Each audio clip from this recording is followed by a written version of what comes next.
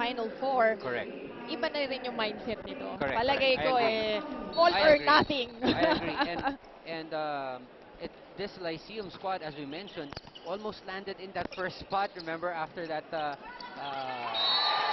Sorry, unexpected. loss. Yes. With the Visayan team. Correct, correct. From Southwestern University. Right. And but they recovered, and now look at them.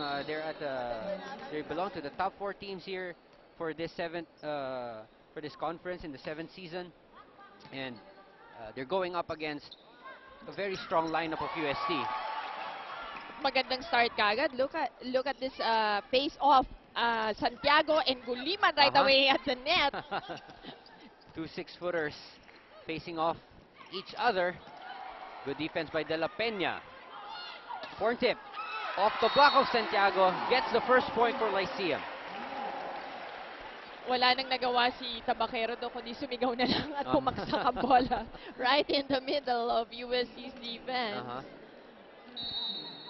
And from all of us here from the Shakey's V-League, we'd like to extend our condolences Oh yes, to the family, friends, and the Lyceum community for the loss of a very avid supporter of this team, tong Lyceum squad. Natatahimik ka ako sa lungkot eh. Mr. Tani Gonzalez, who always, you know, goes to the games, supports, even sits on the bench, and during timeouts. And even huddle. Yeah, yeah, even during the huddle. And, you know, I think the Lady Pirates will be dedicating this series, not only this game, but this series for this championship to Tani, I'm sure.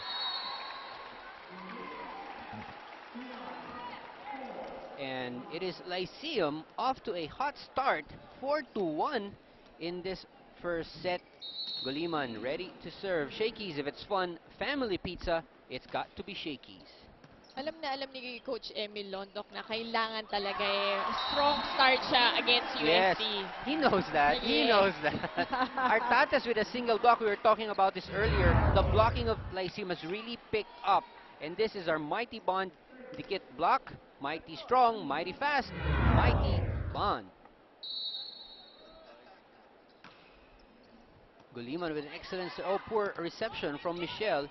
Now it's a free ball for Lyceum. Combination play, let's see. Oh, good decision actually, yes. but Tabakero was there. Kasi lahat iniintay si Porntip, and she gives it on the second try, and it was a successful one for Porntip.